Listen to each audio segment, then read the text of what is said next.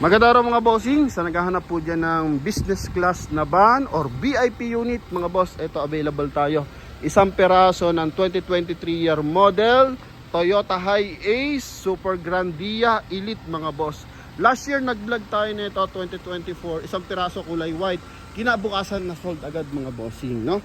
Kasi alam naman natin sa mga nakakaunawa mga boss, pag brand new, waiting ka dito ng ilang buwan bago ka makakuha. Kaya sa mga naiinip dyan, ito available tayo, isang piraso. Then wala pa tong bundle mga boss. No, ito lang talaga yung unit itong bibilhin mo. Kasi I think kapag brand nyo, depende sa dealer ng Toyota mga boss. Yung iba, hindi pa papayad ng cash, kalimitan is financing.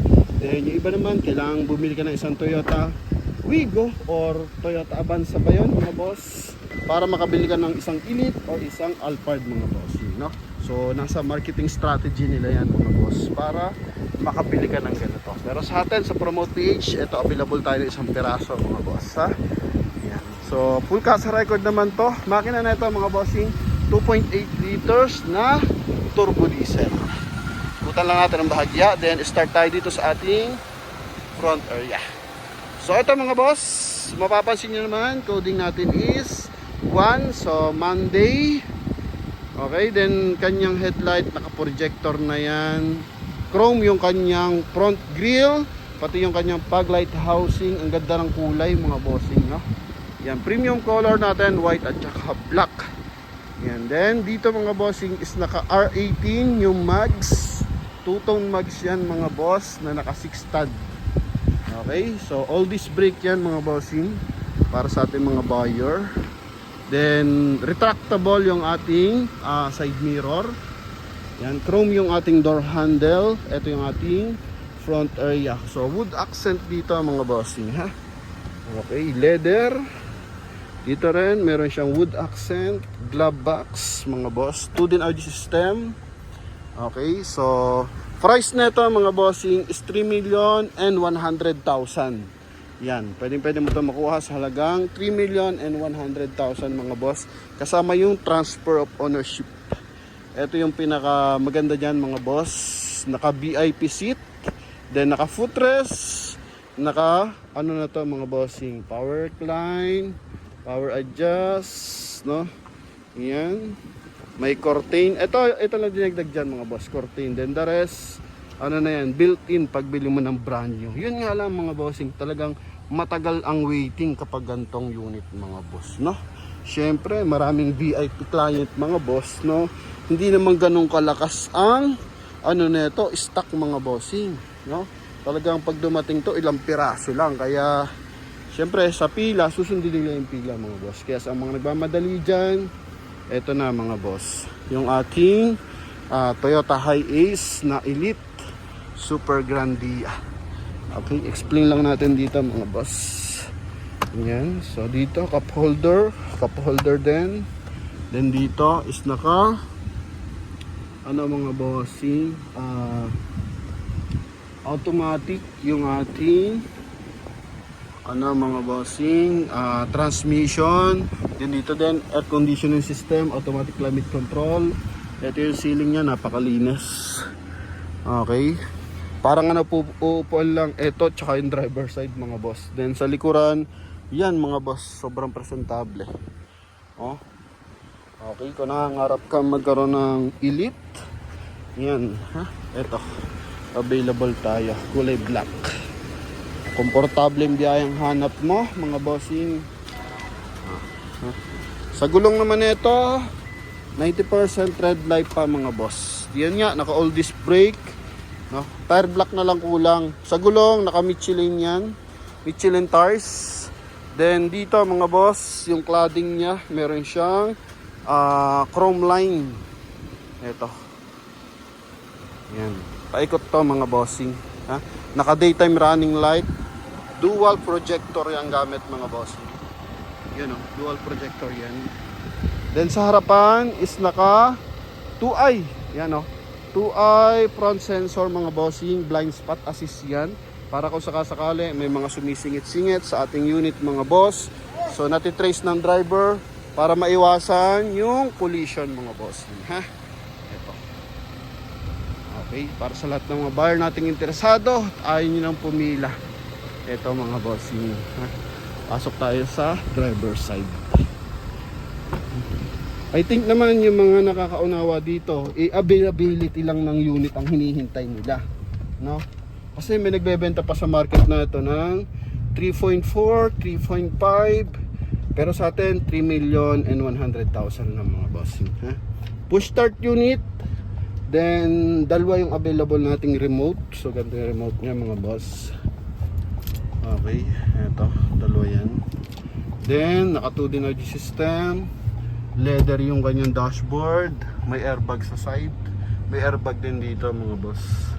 Yan sa kanyang dashboard. Then dito yung kanyang sun visor with mirror. Then with light mga boss. All LED. Then retractable na to mga bossing, ha? Adaptive cruise control na rin to mga boss. Oh, naka-adaptive cruise control to. Ito yan mga bossing. So it means mga boss, kusa to nagbi-brake. Once na yan, malapitan na, kumbaga naka ano tayo mga boss, nananakbo tayo sa highway. Tapos yan nga, may mga bigla nagka-cut. So bigla siyang nagbi-brake mga bossing. Pero due control pa rin mga boss, no? Hindi naman siya yung bigla kanya ititigil. So hindi naman ganun mga boss. Then mga blind spot assist, ito. Okay, meron. Ito naman sa ating cluster yung sa window, sa window sa ating sliding door. So dito pwede manipulate yung ating sliding door. Okay, as a driver. Yan. Ay, sarado ng karating. Dito tayo sa kabila. Ito yung button mga boss.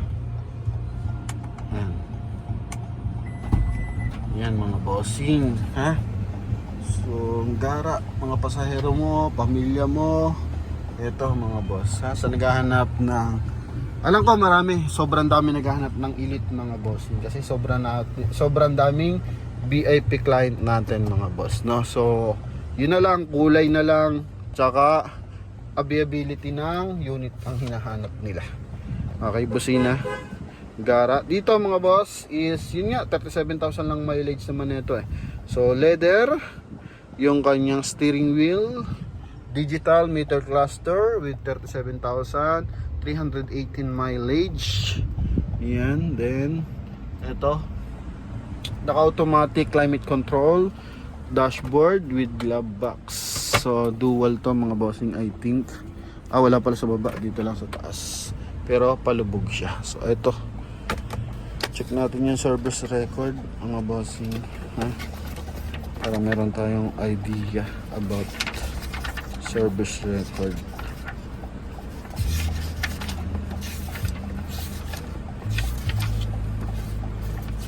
Mga boss. Ito mga bossing, huling record nya is 35,802. Toyota Abad Santos mga boss. Yan mga bossing, naputol yung ating video. Tayo full storage. So ito pala mga boss is alagang Toyota Abad Santos. So balik na natin yan mga bossing. Kuta natin dito 12 volt socket. Then cup holder. Naka 2 din yung ating audio system. Okay, so connected ng audio, video, tapos pwede na tayong mag-connect ng cellphone, AUX. Yan yung ating mga smartphone. So pwede natin connect dito para sa musics and video mga boss. Then dito sa kanyang tag dito mga bossing, head unit, eto naka full din, no, full black yung kanyang accent dito. Then dito kala mo siya is simpleng button, pero meron siyang maliit na packet mga boss, no.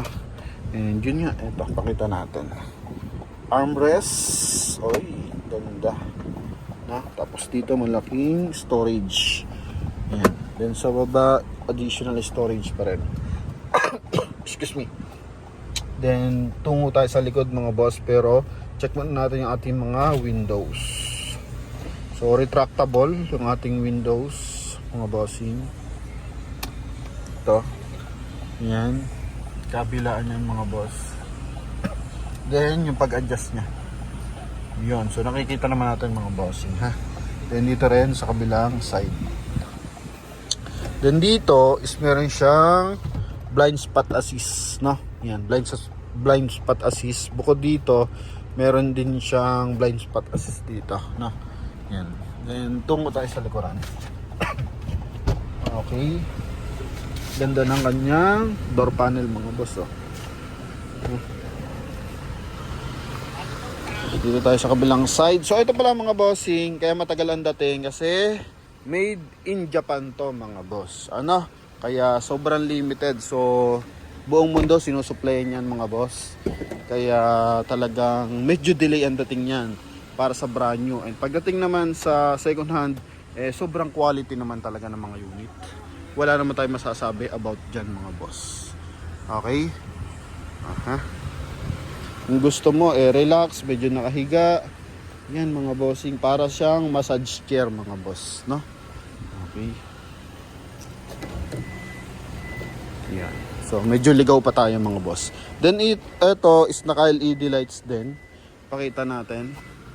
Para nang sa ganun is meron tayong idea sa ating mga viewers, buyers na nangangarap about Super Grande Elite. R17 lang pala to mga boss, ha. Sorry, R18 ata yung nabanggit ko. So hindi siya kita mga boss kasi medyo maliwanag pa talaga. Katangalian, mag alas 2 pa lang. Kasi kahapon dapat titirahin natin to. Medyo maulan naman mga bossing. So ngayon kahit mainit, babanatan na natin kasi pagsapit ng bandang 3, lalaganat naman ng ulan. So dito mga bossing, kung gusto mo is naka captain seat. So equipped siya for 6-seater. Then meron siyang additional dito na lagay ng bagahe. Then dito naman mga boss, kung talagang medyo marami ang sasakay, so dito sa likod is pwede ng 3 or 4. Okay, so additional good for maximum of 9-seater. Yan, so sobrang panalo naman tayo about dito mga boss, no? Okay. Nakikita ko lang dyan mga boss, saan ba yun? Ito pala. Ito lang mga boss, ang pinakaano niyan, issue. Pero ito, the rest, original paint with reverse parking sensor. Naka 4i yan. 4i reverse parking sensor. Oh. With reverse parking camera. Okay. With reverse parking camera yan mga boss. Okay, then silipin natin yung ating engine bay. Sobrang lapad na. Ito na yung mga latest version ng ano ngayon, High Ace Deluxe. Yun nga lang, ito yung top of the line mga boss. Yun, ha? Ito yung top of the line natin. Deluxe Commuter, GL Grandia. Then ito, Elite. Yan. So, check natin is yung ating engine bay. Yan. Pwede mo i-off yung ating power door mga boss. So pwede siyang manual, pwede siyang automatic. So hindi mo agad siya basta-basta masisira. Okay, tapos ito yung ating engine bay. Walang ano mga boss, kumbaga legendary D4D. So full kasa record to, and yun nga, meron pa siyang mga markings. Okay, walang kinit na panel mga boss, na buong buo po yan. Sobrang gandang timing ng makina, walang leakage, kahit kapiranggot na leak, wala mga boss. Ha? Yun, so sa ating mga buyer na interesado, ito, available for 3,100,000 yung ating Toyota Hi-Ace Super Grandia Elite na VIP unit or business class na van, automatic transmission mga bossing. So sa mga interesado, tawag na sa ating contact number na nasa screen. Connected yan ng Viber and WhatsApp mga boss. Thank you very much. God bless and bye-bye.